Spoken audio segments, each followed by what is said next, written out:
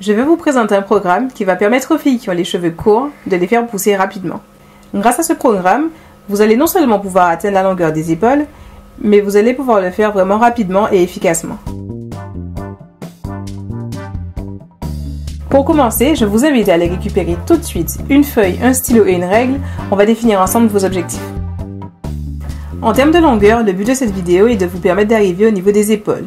Je trouve que c'est un palier important parce que c'est une étape où il y a beaucoup de nouvelles possibilités qui s'offrent à vous. Déjà, s'occuper de ses cheveux est plus simple, on peut faire de nouvelles coiffures et ça permet de vraiment commencer à avoir confiance en ses cheveux et en leur capacité à pousser.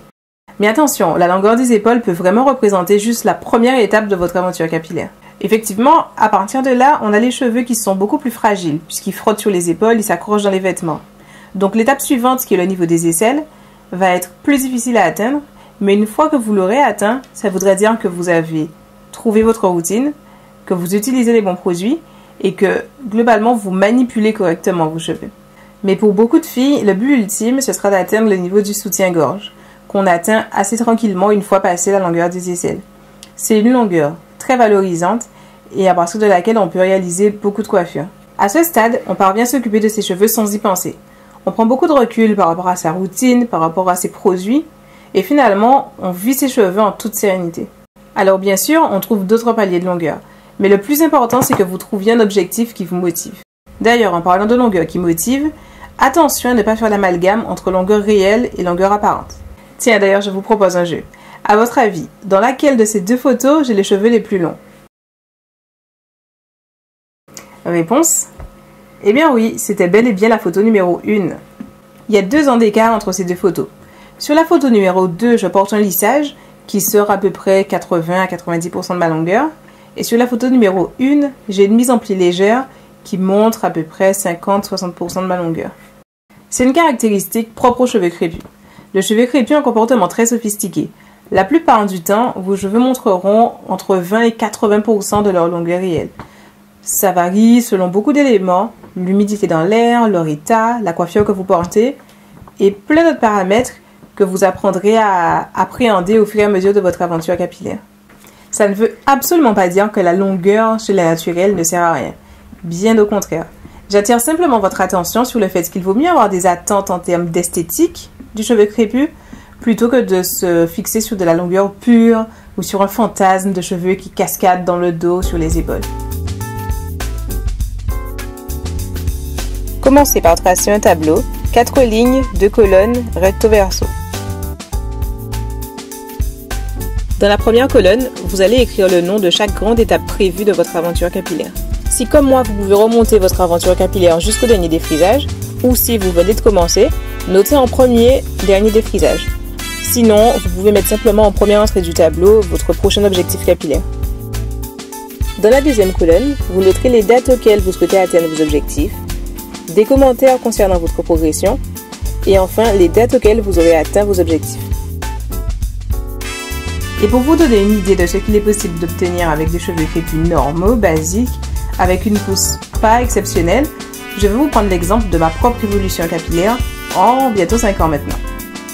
Personnellement, je préconise les transitions courtes, parce que de toute façon, même en attendant 1 an avant de big shopper, vous aurez quand même cet effet afro court, si c'est ce que vous cherchez à éviter en faisant une transition longue.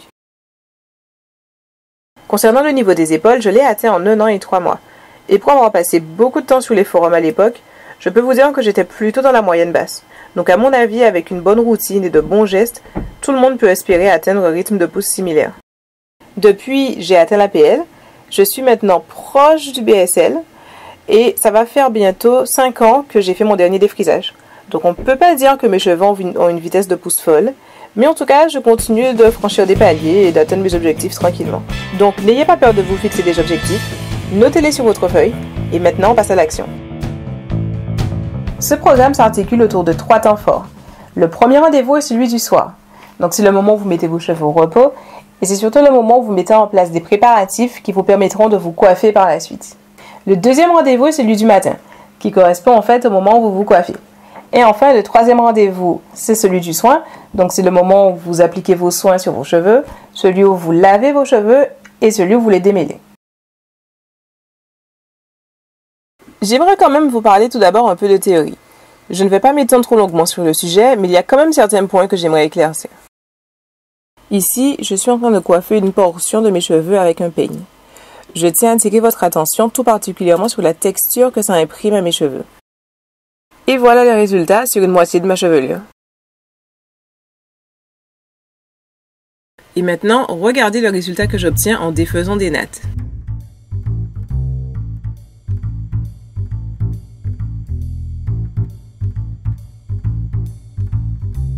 Avec la même chevelure, on obtient donc deux textures complètement différentes et qui ont des propriétés également complètement différentes. Et bien dans le programme de cette vidéo, on va privilégier la texture de mise en pli légère. Non pas pour des raisons esthétiques, mais vraiment pour des raisons purement pratiques. L'inconvénient avec ça, c'est que tu te dis que c'est un afro démêlé, c'est censé être parfait. Sauf que c'est super dur d'obtenir un résultat bien homogène, avec les cheveux qui vont dans tous les sens, qui ne fassent pas de tchon-tchon là, comme ça m'énerve. Ah, shit. Et ça, c'était sur un quart de tête. Faut multiplier ça par 4 pour la quantité de cheveux que j'aurais perdu pour un jour de coiffure. Donc là, vous voyez, j'ai pas une grosse définition, c'est juste des nattes défaites, c'est pas un braid out, c'est pas un truc hyper bien défini, hyper net, mais c'est déjà largement suffisant pour me permettre de manipuler mes cheveux facilement.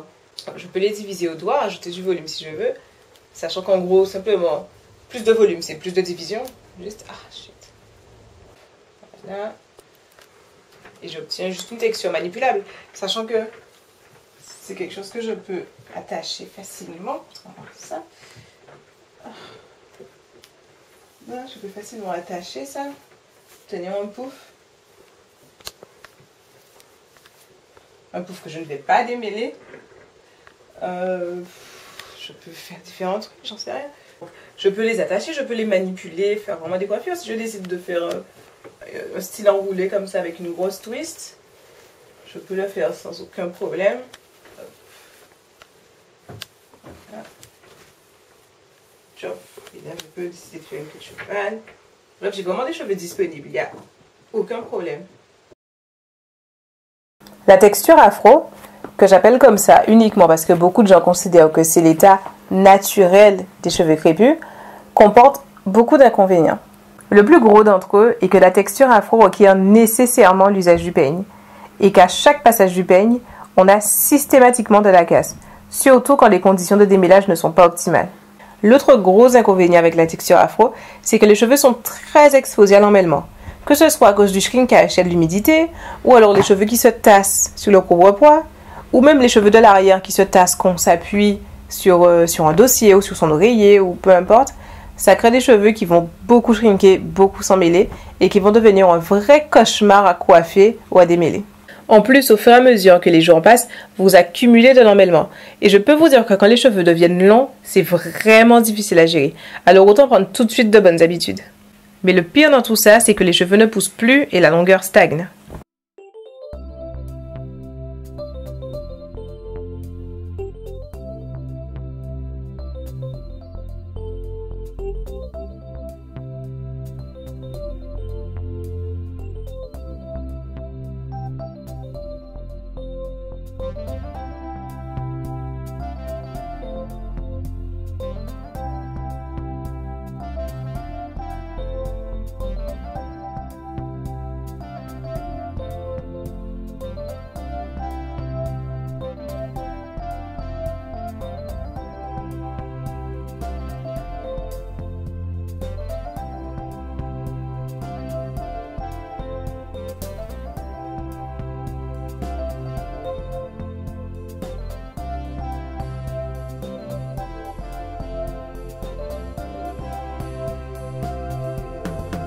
Quand on a les cheveux courts, il faut compter de 6 à une dizaine de nattes à faire le soir.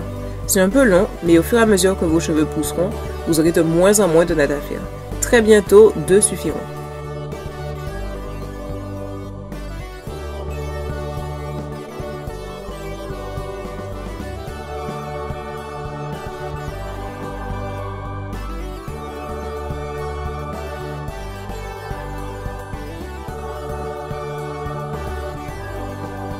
Cette routine du soir comporte beaucoup d'avantages. D'abord, on maintient un bon niveau d'hydratation pour avoir des cheveux souples et brillants.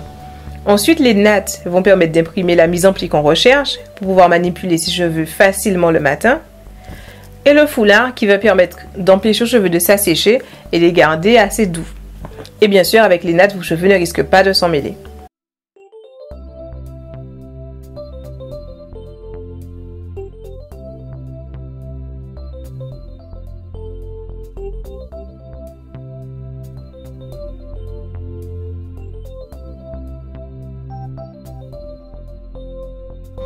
Je vous déconseille de vaporiser vos cheveux le matin. Ça risquerait de provoquer un shrinkage qu'on ne recherchait pas.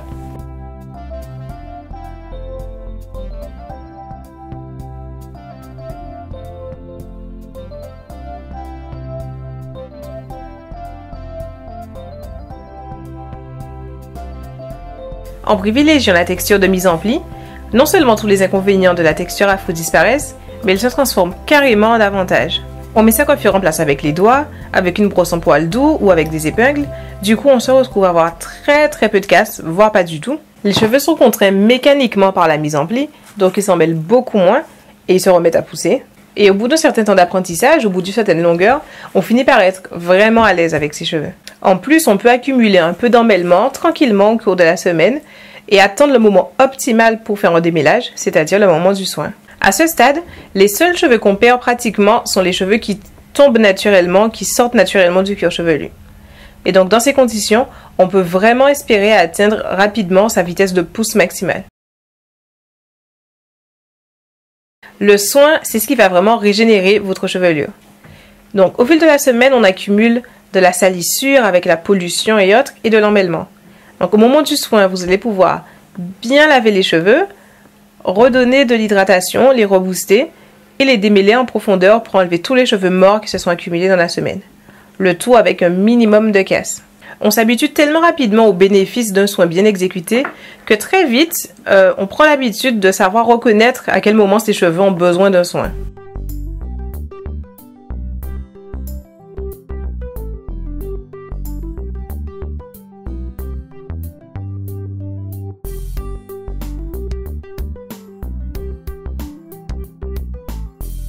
Laissez poser votre main d'huile au moins une demi-heure et aussi longtemps que vous voulez, puis pensez à le rincer avant de passer à la suite.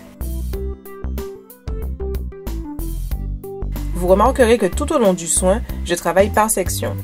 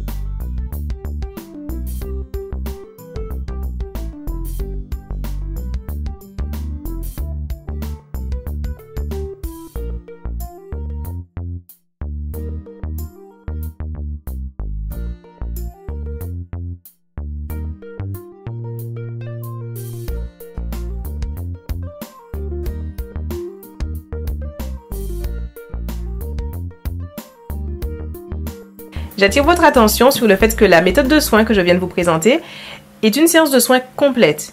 Donc vous n'êtes pas obligé à chaque fois que vous faites un soin de répéter toutes les étapes. Donc par exemple, vous pouvez faire une seule séance de soins profond, à choisir entre le bain d'huile et le masque. Certaines filles font un soin tous les 15 jours.